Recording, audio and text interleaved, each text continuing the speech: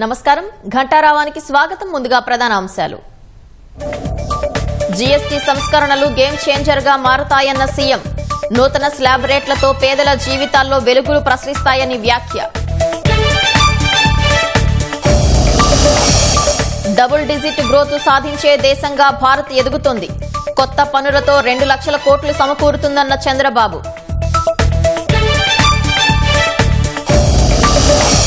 GST సంస్కరణలు దేశ ప్రగతికి బాటలు వేస్తాయన్న పవన్. పన్ను తగ్గింపుతో పేదలకు లాభం ఉంటుందని స్పష్టీకరణ.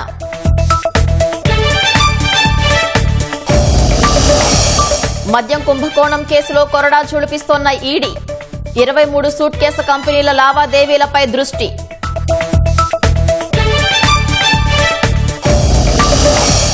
మద్యం కేసులో వైసీపీ నేత మిథున్ రెడ్డికి పోలీస్ కస్టడీ.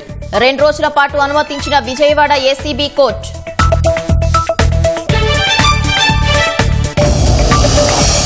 ఉత్తరాఖండ్ చమోలీలో వర్షాలకు విరిగిపడిన కొండ చర్యలు. 4 గ్రామాల్లో 30కి పైగా ఇళ్లు ధ్వంసం, 14 మంది గల్లంతు.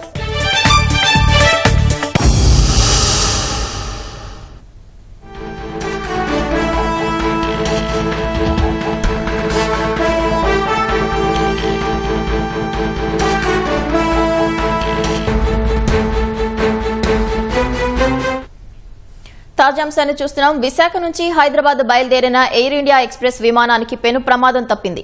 మరింత సమాచారం మా ప్రతినిధి ఆదిత్య పవన్ అడిగి తెలుసుకుందాం. Aditya Pavan, Air India Express విమానానికి తలెత్తిన సమస్య ఏంటి? పైలట్లు ఎలాంటి చర్యలు తీసుకున్నారు? ఈ మధ్యాహ్నం IX 2658 ఎయిర్ ఇండియా ఎక్స్ప్రెస్ చెందిన విమానం విశాఖపట్నం నుంచి హైదరాబాద్ బయలుదేరాలి. ఇది 2 గంటల 20 నిమిషాలు బయలుదేరాల్సిన విమానం. బయలుదేరిన వెంటనే 9 నిమిషాలకే విమానం బయలుదేరిన తర్వాత ATC సెంటర్ కి ఒక సందేశం వచ్చింది. విమానం యొక్క 2వ ఇంజిన్ లో పక్షి అడ్డుకుందనేటువంటి సంకేతం వచ్చింది. సంకేతం వచ్చిన వెంటనే పైలట్ చాలా చాకచక్యంగా వ్యవహరించి వెంటనే విమానాన్ని వెనక్కి తిప్పారు. 10 నిమిషాల్లోనే విమానాన్ని సేఫ్ ల్యాండ్ చేశారు. ఈ విమానంలో మొత్తం 103 మంది ప్రయాణం చేస్తున్నారు. ఈ 103 మంది ప్రయాణికులు సురక్షితంగా ఉన్నారు. అయితే పైలట్ చాలా చాకచక్యంగా 2వ ఇంజిన్ లో పక్షి ఢీకొందనేటువంటి సమాచారాన్ని ATCకి చెప్పడం, వెంటనే ATC సిబ్బంది అప్రమత్తం అవ్వడం, అలాగే పైలట్ కూడా వెంటనే విమానాన్ని చాలా సేఫ్ గా ల్యాండ్ చేయడం. బయలుదేరినటువంటి కొద్దిసేపట్లో ఈ మొత్తం అంతా కూడా 10 నిమిషాల్లోనే పూర్తయిందని చెప్పుకోవచ్చు. బయలుదేరిన వెంటనే ప్రమాదాన్ని గుర్తించారు. దీంతో పెను ప్రమాదం తప్పిందనుకోవచ్చు. ఎందుకంటే విశాఖపట్నం నుంచి ఇది హైదరాబాద్ బయలుదేరినటువంటి విమానం. మొత్తం 103 మంది ప్రయాణికులు ఉన్నారు. ఈ 103 మంది ప్రయాణికులతో కూడా చాలా సురక్షితంగా సేఫ్ ల్యాండ్ చేశారు. అయితే ప్రస్తుతం ఆ విమానం సంబంధించినటువంటి ఎయిర్ ఇండియా సంస్థ కూడా వారికి ప్రత్యామ్నాయ మార్గాలను, వారికి కావాల్సినటువంటి ప్రయాణ మార్గాలను చూస్తోంది. కొద్దిసేపటి క్రితమే విశాఖపట్నం ఎయిర్పోర్ట్ డైరెక్టర్ కూడా ఒక ప్రకటన చేశారు. విమానానికి ATCకి 9 నిమిషాల్లోనే సమాచారం వచ్చిందని, ATC సిబ్బంది ఇచ్చినటువంటి సహకారంతో పైలట్ చాలా చాకచక్యంగా ఎయిర్ ఇండియా ఎక్స్ప్రెస్ విమానాన్ని సేఫ్ ల్యాండ్ చేశారనేటువంటి అంశాన్ని కూడా కొద్దిసేపటి క్రితం ప్రకటనలో వెలువడింది. ప్రకటన చేశారు ఎయిర్ ఇండియా విశాఖపట్నం ఉన్నటువంటి ఎయిర్పోర్ట్ డైరెక్టర్. ప్రస్తుతం అయితే విమానానికి సాంకేతిక పరమైనటువంటి పరీక్షలు చేస్తున్నారు. మొత్తం టెక్నికల్ టీం అంతా కూడా విమానం అంతా కూడా విశాఖపట్నం ఎయిర్పోర్ట్ లోనే ఉంది. విశాఖపట్నం ఎయిర్పోర్ట్ లో విమానానికి సంబంధించినటువంటి సాంకేతిక నిపుణులు, ఎయిర్ ఇండియా చెందిన సాంకేతిక నిపుణులంతా కూడా పరిశీలిస్తున్నారు. అయితే ప్రస్తుతం కొంతమంది ప్రయాణికులు వారి యొక్క ప్రయాణాన్ని రద్దు చేసుకున్నారు. మిగిలినటువంటి వారికి ఎలాగైతే నియమ నిబంధనల ప్రకారం ఉందో ఆ నియమ నిబంధనల ప్రకారం వారికి ప్రత్యామ్నాయ ప్రయాణ మార్గాలను ఎయిర్ ఇండియా చేస్తోంది. అలాగే విశాఖపట్నం ఎయిర్పోర్ట్ కూడా వారికి ప్రత్యామ్నాయ మార్గాలను చేస్తోంది. అయితే మొత్తం మీద పెద్ద ప్రమాదం అయితే తప్పిందనుకోవచ్చు. ఈ IX 2658 అనేటువంటి విమానం బయలుదేరిన 9వ నిమిషానికే పక్షి ఢీకొన్నటువంటి పరిస్థితులు రావడం, వెంటనే పైలట్ చాకచక్యం చూపించడం, సేఫ్ గా ల్యాండ్ అవడంతో అందరూ కూడా ఊపిరి పీల్చుకున్నారు. ప్రస్తుతం 103 మంది ప్రయాణికుల్లో కొంతమంది ప్రయాణికులు వారి ప్రయాణాన్ని రద్దు చేసుకుని తిరిగి వెనక్కి వెళ్లిపోయారు. మిగిలిన ప్రయాణికులకి ప్రత్యామ్నాయ మార్గాలను ఎయిర్ ఇండియా మరియు విశాఖపట్నం ఎయిర్పోర్ట్ డైరెక్టర్ కూడా చేస్తున్నారు. ధన్యవాదాలు ఆదిత్య పవన్.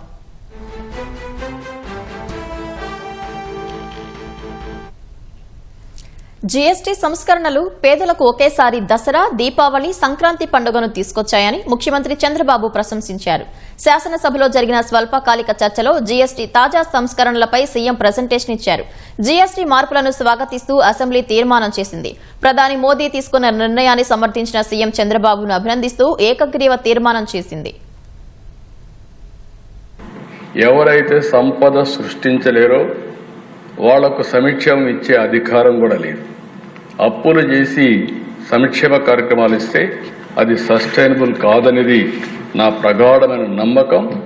నా సుదీర్ఘ రాజకీయంలో ఇదే ప్రాక్టీస్ చేశాను. అందుకే ఈ రిఫార్మ్ వస్తే మా ఫైనాన్స్ మినిస్టర్ గారు, మా ఫైనాన్స్ సెక్రటరీ గారు అందరూ వచ్చి, సార్ మనకు నష్టం వచ్చేస్తుంది, చాలా ఇబ్బందులు వస్తాయి, ఆర్థికంగా ఇబ్బందులు పడతామంటే, ఆర్థిక ఇబ్బందుల తర్వాత ఫస్ట్ దేశం, రాష్ట్రం ముఖ్యం. మనం అంతా కూడా లాంగ్ టర్మ్ రిఫార్మ్ చూడాలి. It will be A game changer, don't object. First మీరు వెళ్ళి సపోర్ట్ చేయమని చెప్పిన వ్యక్తి నేనని చెప్పి కూడా నేను తెలియజేస్తున్నా. ఆ పని చేశాను. ఇంత మునుపంతా కూడా ఒక కాంప్లెక్స్ కానీ 4 టైర్ సిస్టమ్ ఉండేది. ఒకే ప్రోడక్ట్ కి సంబంధించిన వేరియస్ బై ప్రోడక్ట్స్ వస్తే టాక్సేషన్ మార్చేసేవాడు. దానివల్ల ఎక్కడికక్కడ కాంప్లికేట్ చేసి లేనిపోని సమస్యలు, అధికారులు వీళ్ళని ఎరా చేయడం కానీ ఇలాంటి కాంప్లికేషన్స్ అన్నీ ఉండేటివి. ఈరోజు చాలా సింపుల్గా 2 స్లాబ్లు 5, 18. కేంద్రం దివాళీ బోనస్ కింద చెప్పారు. 22 అమలవుతుంది. దసరా నుంచి మనకి దీపావళి వస్తుంది. దీపావళి తర్వాత సంక్రాంతి వస్తుంది. ఈసారి అన్ని పండుగలు ఘనంగా జరుపుకునే అవకాశం వస్తుంది. నిజమైన స్ఫూర్తితో పండుగలు చేసుకోవడానికి పేదవాడికి అవకాశం వస్తుంది. దిశ 99% ఎవరైతే 12% ఓల్డ్ స్లాబ్ రేట్ ఉన్నారో వాళ్ళకందరికీ 0% వచ్చేస్తున్నారు. 90% గూడ్స్ 28% నుంచి 18%, 5%కి వస్తున్నాయి. బోల్డ్ రిఫార్మ్స్ చేసిన వ్యక్తి నరేంద్ర మోడీ గారు. ఆయన ముఖ్యమంత్రిగా ఉన్నప్పుడు నేను చూశాను, ఆయన ప్రధానమంత్రిగా ఉన్నప్పుడు చూశాను. ప్రజలకు ఉపయోగపడే మంచి కార్యక్రమం ఏం చెప్పినా ఇమీడియట్ గా యాక్సెప్ట్ చేసే వ్యక్తి.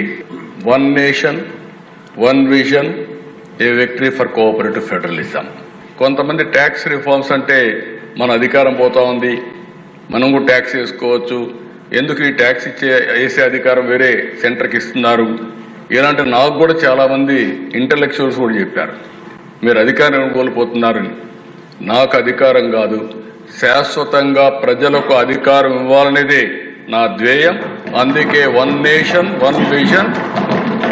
ప్రజల మనోభావాల అనుగుణంగా రాష్ట్ర ప్రభుత్వం 100 రోజుల్లో మనమేమేమి మార్పులు తేగలుగుతామో, ఏమేమి రిఫార్మ్స్ తేగలుగుతామో ఆ రిఫార్మ్స్ అన్ని తీసుకొస్తానని మరొకసారి మీ అందరికీ తెలియజేసుకుంటూ, నా ఆశ ఒకటే, 15% గ్రోత్ రేట్ రావాలి.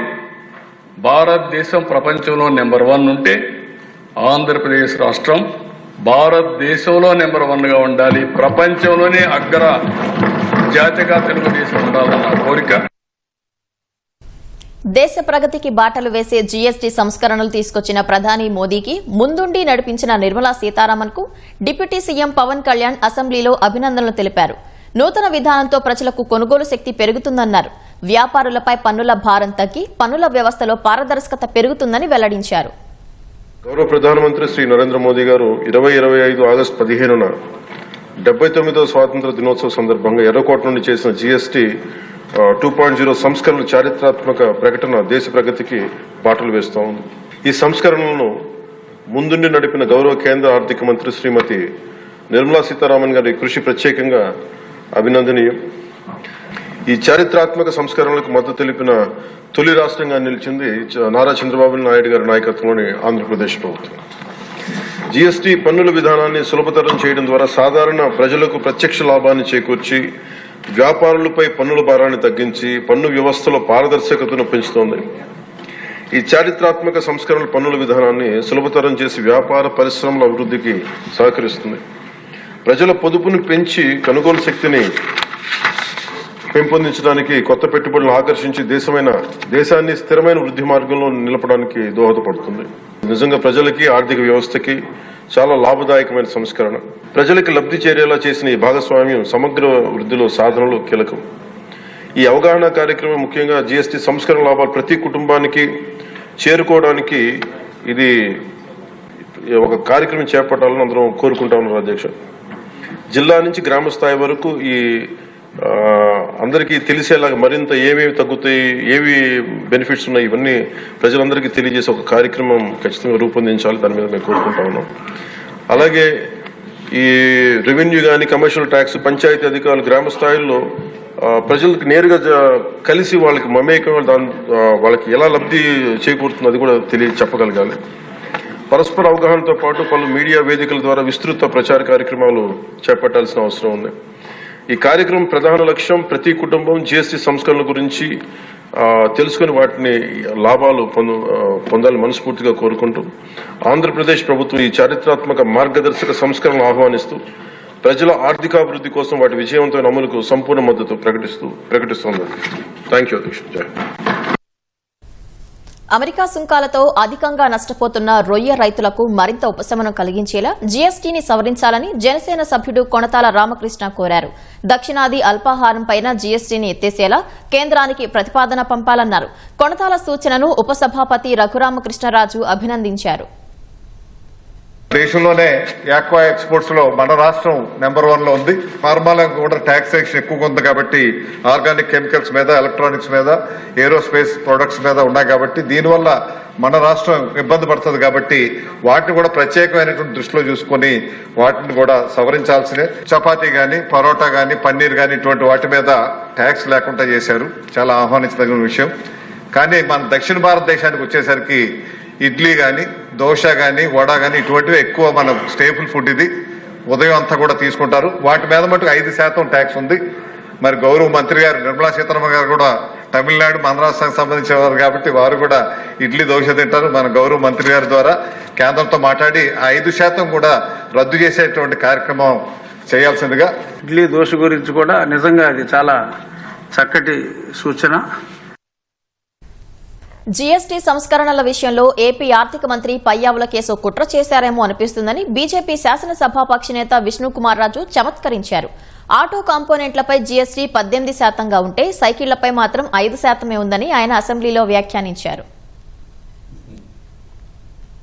ప్రధానమంత్రి నరేంద్ర మోడీ గారు భారతదేశంలో ఉన్న ప్రజలందరికీ కూడా దీపావళి గిఫ్ట్ ఇస్తామన్నారు అధ్యక్ష. ఆ గిఫ్ట్ అంటే ఏదో గిఫ్ట్ అని అనుకున్నాం కానీ ఇంత పెద్ద భారీ ఎత్తున గిఫ్ట్ ఇస్తారనేది ఈ రూపంలో వస్తుందనేది ఎవరికి తెలియదు అధ్యక్ష. భారతదేశంలో అందరు ఫైనాన్స్ మినిస్టర్స్ తోటి కూర్చుని అందరూ కూడా కలిసి ఒక నిర్ణయం చేశారు అధ్యక్ష, ఇవన్నీ రేట్లు తగ్గించడానికి. అత్యంత అద్భుతమైన సన్నివేశం. కానీ దాంట్లో కూడా పయ్యావుల కేశవ్ గారు చిన్న కుట్ర చేశారేమో అన్న డౌట్ ఉంది అధ్యక్ష. ఎందుకంటే మిగిలిన మొబిలిటీ వెహికల్స్ అన్నిటికీ కూడా 18% జీఎస్టీ ఉంది అధ్యక్ష. ఓన్లీ సైకిల్కి మాత్రము 5% అధ్యక్ష. ప్రజలందరికీ కూడా భారతదేశంలో ఉన్న వారికి తగ్గించిన అమౌంట్ చూస్తే అధ్యక్ష 2 లక్షల కోట్ల రూపాయలు సుమారు వస్తుంది అధ్యక్ష. This is almost equivalent to 4 times ఏదైతే ప్రధానమంత్రి ఆవాస్ యోజనకి కేంద్ర ప్రభుత్వం ఇస్తుందో దానికి 4 times తోటి ఈక్వల్ అధ్యక్ష. తిరుపతిలో విగ్రహాన్ని అవమానించారంటూ వైసీపీ నేత కరుణాకర్ రెడ్డి తప్పుడు ప్రచారం చేశారని దేవాదాయ శాఖ మంత్రి ఆనం రామనారాయణ రెడ్డి మండిపడ్డారు. శాసన మండలిలో ఈ అంశాన్ని ప్రస్తావించారు. మాజీ టీటీడీ చైర్మన్ ఏం స్టేట్మెంట్ ఇచ్చాడు అధ్యక్ష? మలమూత్రాలు, మద్యం బాటిల్, మధ్య మహావిష్ణు విగ్రహం అక్కడ పడి ఉంది, టీటీడీ పాలక మండలి చీరిది అన్నాడు. అధ్యక్ష, మేము దాని గురించి ఎంక్వైరీ చేసి తిరుమల సబ్జెక్ట్ వచ్చింది కాబట్టి చెప్పాలి అధ్యక్ష. ఆ శిల్పం చెక్కడానికి పూనుకున్నటువంటి శిల్పి తాలూకా స్టేట్మెంట్ అధ్యక్ష. స్థపతి కన్నాచారి ఆయన కుమారుడు స్టేట్మెంట్ ఇది. 22 సంవత్సరాల క్రితం మా తండ్రి గారు బెంగళూరుకి చెందిన వారి కోసం వారిచ్చిన డ్రాయింగ్ మేరకు శనీశ్వరుడి విగ్రహాన్ని చేపట్టాం. విగ్రహంలో సింహభాగం పూర్తయ్యే పరిస్థితుల్లో గదా ఆయుధంగాను చేతుల శిల్పాన్ని చెక్కాం. విగ్రహ ప్రతిష్టలోగానే ఎవరైతే కాంట్రాక్ట్ ఇచ్చిన వ్యక్తి ఉన్నాడో మరణించాడు. వారి కుటుంబ సభ్యులు కూడా విగ్రహాన్ని తీసుకుపోవడానికి ఇష్టపడలేదు. ఇదే సమయంలో మేము కూడా ఆర్థికంగా ఇబ్బందులు పడుతున్నాం కాబట్టి దాన్ని పూర్తి చేయలేక ఆ శనీశ్వర విగ్రహాన్ని యొక్క ముఖ కవళికలను కూడా పూర్తిగా చెక్కలేకపోయాం. 2003 అలిపిరి బాంబు పేలుడు జరగడంతో గౌరవ ప్రస్తుత ముఖ్యమంత్రి, ఆనాటి ముఖ్యమంత్రి శ్రీ నారా చంద్రబాబు నాయుడు గారి మీద జరిగిన దాడి అది అలిపిరిలో జరిగింది. ఆ సందర్భంలో ఆ ప్రాంతంలో ఉన్నటువంటి ఈ శిల్పుల చెక్కడం అనేటువంటి ఆ స్థలాన్ని సెక్యూరిటీ రీజన్స్ లో ఖాళీ చేశారు. ఖాళీ చేసిన తర్వాత చిన్న చిన్న విగ్రహాలు తీసుకుని శిల్పులు వెళ్ళిపోయారు. ఈ భారీ విగ్రహం అక్కడే పడిపోయింది. ఇది పూర్తి కాని విగ్రహం. శిల్పులు తీసుకెళ్లలేదు, దాన్ని శిల్పంగా చెక్కమన్న ఆ పెద్ద మనిషి మరణించాడు. అది అక్కడ ఉంటే అక్కడికి వెళ్లి సగం చెక్కినటువంటి రాతి పక్కన నిలబడి బ్రాందీలు, విస్కీలు ఇవన్నీ చూపించి ఫోటోలేసి హిందూ ధర్మానికి ఈ ప్రభుత్వం వ్యతిరేకమని ఒక నాస్తికుడు చెప్పడం ఎంత దయనీయమైన పరిస్థితి అధ్యక్ష. హైదరాబాద్ ను వరుణుడు విడిచిపెట్టట్లేదు. పలు ప్రాంతాల్లో దంచి కొడుతున్న వానకు ప్రధాన రహదారులు జలమయమవుతున్నాయి. కోటి, సుల్తాన్ బజార్, అబిడ్స్, నాంపల్లి, బషీర్బాగ్ లో జోరువాన కురుస్తుంది. కార్వాన్ నియోజకవర్గ పరిధిలోని లంగర్ హౌస్, గోల్కొండ, జియాగూడ ప్రాంతాలు మోస్తరు నుంచి భారీ వర్షంతో తడిసిపోయాయి. నాంపల్లి నియోజకవర్గంలోని గుడిమల్కాపూర్, ఆసిఫ్ నగర్, తాళ్లగడ్డ ప్రాంతాల్లోనూ వర్షం కురుస్తోంది. బంజారాహిల్స్, పంజాగుట్ట, యూసఫ్గూడ, మణికొండ, చార్మినార్, చాంద్రాయణగుట్ట తదితర ప్రాంతాల్లోనూ భారీ వర్షం కురుస్తోంది. ప్రధాన రహదారులపై వర్షపు నీరు చేరుకోవడంతో వాహనదారులు ఇబ్బందులు ఎదుర్కొంటున్నారు. లోతట్టు ప్రాంతాల్లోకి వరద చేరుతోంది. రాత్రి 7 గంటల వరకు వాన కురిసే అవకాశం ఉందని వాతావరణ శాఖ హెచ్చరించింది.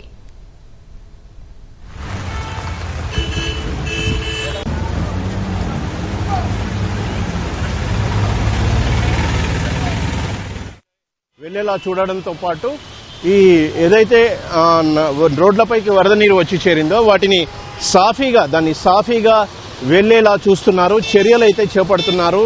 పూర్తిగా మనం చూడొచ్చు దృశ్యాల్లో వరద నీరు ఏ విధంగా రోడ్లపైకి వచ్చి చేరింది. అక్కడ మనం చూడొచ్చు జనాలు ఏ విధంగా మోకాలికి పైగా నీళ్ళల్లో ఏ విధంగా నడుస్తున్నారనేది దృశ్యాల్లో స్పష్టంగా కనిపిస్తుంది. నెమ్మదిగా నడుస్తున్నటువంటి పరిస్థితి అయితే కనిపిస్తుంది. వాహనాలు కూడా నెమ్మదిగా ముందుకు కదులుతున్నాయి.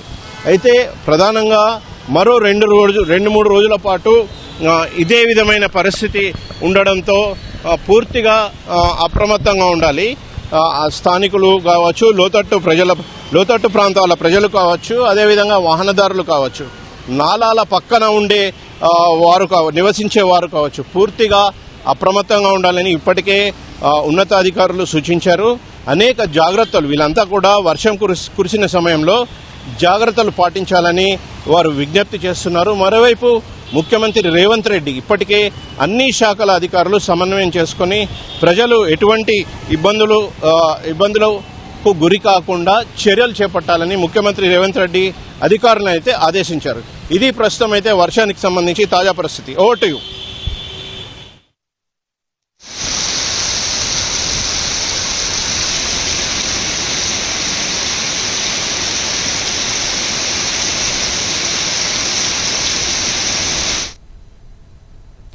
జగన్ సహా వైసీపీ ఎమ్మెల్యేలు బాధ్యత మర్చిపోయారని, ప్రజా సమస్యను గాలికి వదిలేశారని ప్రభుత్వ చీఫ్ విప్ జీవీ ఆంజనేయులు విమర్శించారు.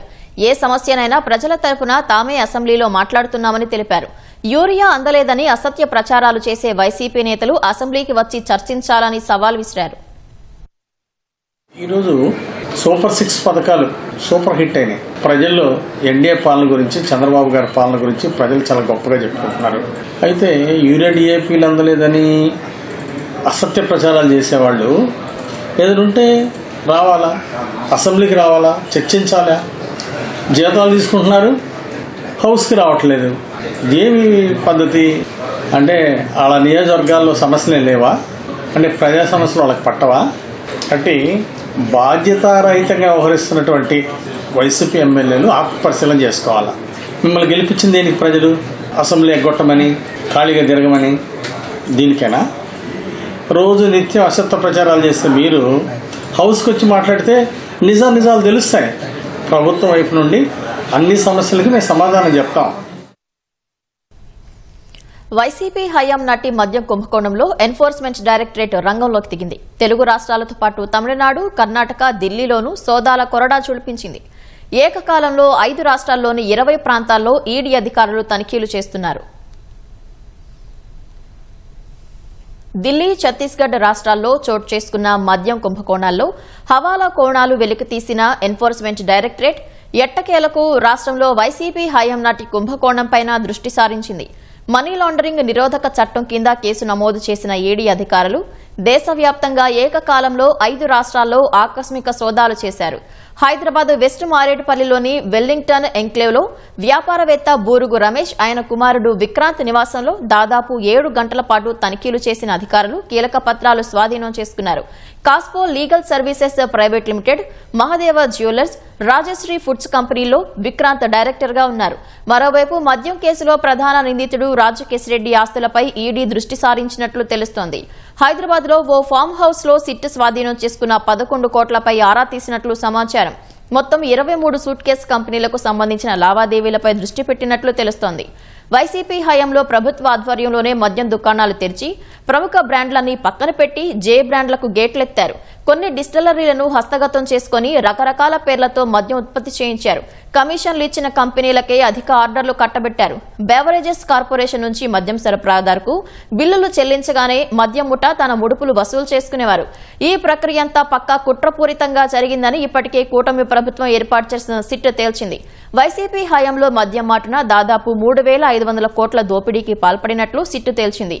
ఈ మొత్తాన్ని డొల్ల కంపెనీలు, బినామీ సంస్థల ద్వారా మళ్లించినట్లు ఛార్జిషీట్లలో పేర్కొంది. మద్యం ఉడుపుల సొమ్ముతో కొందరు స్థిరాస్తి వ్యాపారాలు చేయగా మరికొందరు విదేశాల్లో పెట్టుబడులు పెట్టినట్లు సిట్టు కొన్ని కీలక ఆధారాలు సేకరించింది. మద్యం ముడుపులను విదేశాలకు హవాలా మార్గంలో తరలించాలనే కోణంలో ఎన్ఫోర్స్మెంట్ డైరెక్టరేట్ రంగంలోకి దిగింది. మద్యం కుంభకోణంలో ఆరోపణలు ఎదుర్కొంటున్న వ్యక్తులు, సంస్థలే లక్ష్యంగా సోదాలు జరుగుతున్నట్లు తెలుస్తోంది. సిట్టు విచారణతో ఉక్కిరిబిక్కిరవుతున్న వైసీపీ మద్యం ముఠ ఈడీ పంజాతో బెంబేలెత్తుతోంది. మద్యం కేసులో నిందితుడు మిథున్ రెడ్డిని 2 రోజుల పాటు పోలీస్ కస్టడీకి విజయవాడ ఏసీబీ కోర్టు అనుమతించింది. రేపు ఎల్లుండి మిథున్ రెడ్డిని కస్టడీలోకి తీసుకుని సిట్టు విచారించనుంది. న్యాయవాది సమక్షంలో మిథున్ రెడ్డిని విచారించాలని ఏసీబీ కోర్టు ఆదేశించింది. ఉదయం 8 గంటల నుంచి సాయంత్రం 6 గంటల వరకు విచారించాలని పేర్కొంది. మద్యం కుంభకోణం కేసులో A4 నిందితుడిగా ఉన్న మిథున్ రెడ్డి ప్రస్తుతం రాజమహేంద్రవరం కేంద్ర కారాగారంలో జ్యుడిషియల్ రిమాండ్లో ఉన్నారు. రక్షణ కోసం నియమించుకున్న పోలీసులకు కేతిరెడ్డి పెద్దారెడ్డి వెంటనే డబ్బులు చెల్లించాలని అనంతపురం జిల్లా తాడిపత్రి మున్సిపల్ చైర్మన్ జేసీ ప్రభాకర్ రెడ్డి అన్నారు. పెద్దారెడ్డికి వత్తాసు పలుకుతున్న అనంత వెంకటరామిరెడ్డి దీనికి సమాధానం చెప్పాలన్నారు. రక్షణ ఇస్తున్న పోలీసులకు డబ్బు చెల్లించాలన్న సుప్రీంకోర్టు ఆదేశాలను పెద్దారెడ్డి బేఖాతరు చేస్తున్నారన్నారు. పెద్దారెడ్డి రక్షణకు అయ్యే ఖర్చు వెంకటరామిరెడ్డి చెల్లిస్తారా అని ప్రశ్నించారు. వెంకట్రామ్, నువ్వేమంటున్నావు? యువర్ ఎ లాయర్, నువ్వు అలా అంటే అలా మాట్లాడచ్చా? What is lower court, what is bench, what is supreme court, what it set? నువ్వు రాజకీయంగా మాట్లాడతా, నేనే వద్దు. నువ్వు ఎంత సెక్యూరిటీ కావాలంటే అంత ఇవ్వండి పెద్దారెడ్డి గారికి. దాంట్లో ఏం చేసినారు? జడ్జి ఏమనలే, మీ లాయర్ గారు ఏమన్నారు? We'll pay the charges whatever the police says. అంతే కదా వెంకట్రావు? మీరు పోయి అడుక్కునేదే కదా నాయన, మేము పే చేస్తామని. I have written a letter to my SP, everybody, please collect money from him and allow him. We are not saying no. Law ఇప్పుడు ఎవరు డివైడ్ అయినది? నేనా, అతనా, మీరా, పోలీసు వాళ్ళని? సార్ బంగారం ఇవ్వండి సార్, ఆయనకు ప్రొటెక్షన్. నేను మీరే పోతారు సుప్రీంకోర్టుకు, డబ్బులు కట్టించు. బంగ్లాదేశీ చొరబాటుదారులను రక్షించడానికే బీహార్లో రాహుల్ గాంధీ ఓటర్ అధికార యాత్ర చేపట్టారని కేంద్ర హోంమంత్రి అమిత్ షా ఆరోపించారు. రాబోయే అసెంబ్లీ ఎన్నికల్లో ఇండియా కూటమి కానీ గెలిస్తే బీహార్ చొరబాటుదారులతో నిండిపోతుందన్నారు. బీహార్లోని దేహ్రీ ఆన్షోన్ ప్రాంతంలో బీజేపీ కార్యకర్తల సమావేశంలో పాల్గొన్న అమిత్ షా ఓట్ల చోరీపై ఇండియా కూటమి రాహుల్ చేస్తున్న ఆరోపణలను తిప్పికొట్టాలని పార్టీ శ్రేణులకు ఆయన పిలుపునిచ్చారు. हमारा दायित्व है हर घर जाए और बताए कि अगर इनकी सरकार गलती से भी बन गई तो बिहार के हर जनपद में घुसपैठिए ही घुसपैठिए हो जाएंगे. ये झूठे नैरेटिव फैलाने में एक्सपर्ट लोग हैं. वो कहते थे हम SC, ST, OBC का आरक्षण समाप्त कर दें. मोदी जी कितनी साल से सत्ता में है भाई? ST, SC, OBC का आरक्षण गया है क्या? जब तक भाजपा का एक भी सांसद संसद में है, ST, SC, OBC का आरक्षण नहीं जाने देंगे, नहीं जाने. మనీ లాండరింగ్ కేసులో తమిళనాడు మాజీ సీఎం జయలలిత స్నేహితురాలు శశికళకు చెందిన సంస్థల్లో ఎన్ఫోర్స్మెంట్ డైరెక్టరేట్ ఈడీ సోదాలు నిర్వహించింది. 200 కోట్ల రూపాయల బ్యాంకు మోసంతో పాటు బినామీ ఆస్తుల కేసులో ఈ దాడులు చేపట్టింది. శశికళకు బినామీగా భావించే జీఆర్కే రెడ్డికి చెందిన చెన్నై, హైదరాబాద్లోని మార్గ్ గ్రూపు కార్యాలయాల్లో సోదాలు జరిగాయి. ఏకకాలంలో 10 ప్రాంతాల్లో తనిఖీలు చేపట్టినట్లు దర్యాప్తు వర్గాలు తెలిపాయి. కెనరా బ్యాంక్ను 200 కోట్ల మోసానికి సంబంధించి కేసు నమోదు చేసిన సీబీఐ అందులో శశికళ పేరు చేర్చలేదు. ఉత్తరప్రదేశ్ ప్రయాగ్రాజ్లో జరిగిన ఘోర రోడ్డు ప్రమాదంలో 4 దుర్మరణం చెందారు. గుర్తు తెలియని వాహనాన్ని బైక్ ఢీకొనడంతో ఈ ప్రమాదం జరిగింది. కల్నల్గంజ్లో జరిగిన భక్తి కార్యక్రమంలో పాల్గొని 4 యువకులు బైక్పై తిరిగి ఇంటికి వెళ్తున్నారు. శివకుటి వద్దకు చేరుకోగానే ఎదురుగా వస్తున్న వాహనాన్ని ఢీకొట్టారు. ఎగిరిపడి పక్కనే ఉన్న స్తంభాన్ని బలంగా ఢీకొనడంతో వారికి తీవ్ర గాయాలయ్యాయి. ఆసుపత్రికి తరలిస్తుండగా మార్గ మధ్యలో 3 యువకులు మరణించగా చికిత్స పొందుతూ మరో యువకుడు మృతి చెందాడు. మృతులంతా 22 ఏళ్లలోపు వయసు ఉన్నవారేనని పోలీసులు తెలిపారు. కేసు నమోదు చేసి దర్యాప్తు చేస్తున్నట్లు వెల్లడించారు.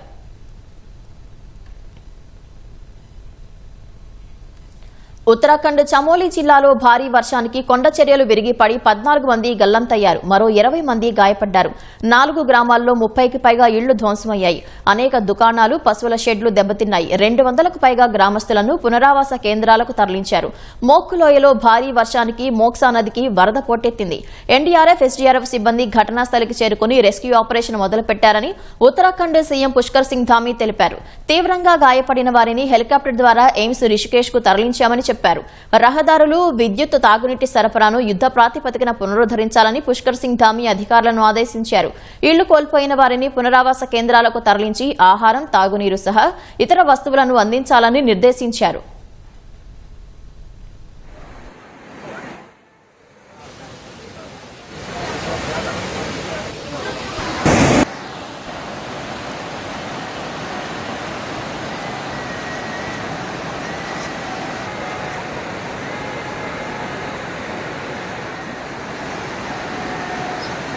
पूरा किसका देखो ना अतार से मकान है अतार था यो पूरा मलवा पूरा अतार से मकान भी टूटी थी बाहर हमारा सुनताओं करे पूरा.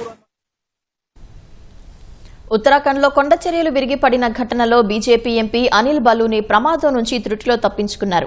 భారీ వర్షాలకు దెబ్బతిన్న పర్వత ప్రాంతాల్లో పర్యటిస్తుండగా ఒక్కసారిగా కొండ చర్యలు విరిగిపడ్డాయి. భద్రతా సిబ్బంది వెంటనే ఆయన్ను పక్కకు తీసుకెళ్లారు. పరిస్థితులు అనుకూలించిన తర్వాత ఎంపీ బలూని తన పర్యటన కొనసాగించారు. ఈ మేరకు అందుకు సంబంధించిన వీడియోను సామాజిక మాధ్యమం ఎక్స్లో పోస్టు చేశారు. ఉత్తరాఖండ్లో ఈ ఏడాది కురిసిన వర్షాలకు చాలా చోట్ల కొండ చర్యలు విరిగిపడ్డాయని బలూని పేర్కొన్నారు. అత్యంత ప్రతికూల పరిస్థితుల్లో సహాయక చర్యల్లో పాల్గొంటున్న ఎన్డీఆర్ఎఫ్, ఎస్డీఆర్ఎఫ్ బృందాలను ఆయన అభినందించారు.